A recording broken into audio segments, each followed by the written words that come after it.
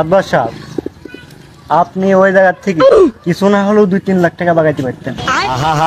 না, আমার এই বয়স তো আর কম হইলো না। এই বয়সে আমার আর টাকা পয়সার ওই চাহিদা আমার নাই। তারপরেও ছেলেবিলি পুষতে হলে তো কিছু টাকা লাগবে। না, ওই কাঠ জাল চুরি আমি করব না, ঘুষ টুসের ওই সব ব্যাপার স্যাপার গুলো আমি করব না। আমার যতদিন আছে আমি ততদিন এইভাবে হবে। আমার বহুত কিছু আছে, যতদিন আছে আমি এইভাবে চলব।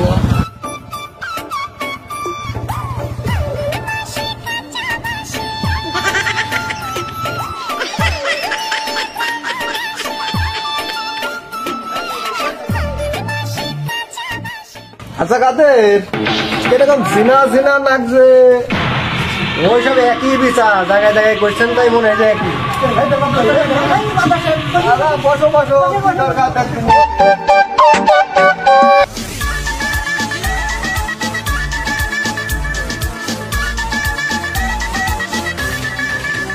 তাদের বক্স বলেন। বলছি এখানে কলিমদ্দি সবাই ছিল, আবার ফের আমাদের ডাকাত দরকার ছিল। কি সারা দেশে কট খাওয়া বিচার তো আপনিই করেন।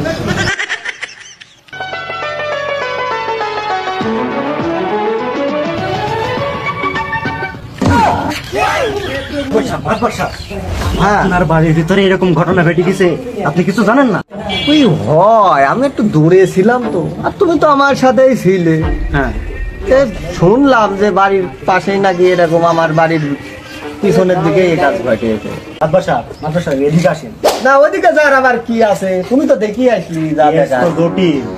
জটিল সে তো বুঝলামই, আপনার ঘরের ভিতরে এই কাজ ঘটেছে। ঘরের ভিতরে এই কাজ হয়েছে শুনলাম, সেটা তো শুনলামই। আব্বাস সাহেব, আপনি তো দেখেন কেসটা। আরে তুমি থামো তো, আমি দেখছি এই কেস, আমি দেখি আসছি, আবার সাইডে যাই আবার দেখার কি, তুমি তো দেখি আসলি যা দেখার। দেখেন আপনার যা ভালো মনে হয়। আব্বাস সাহেব,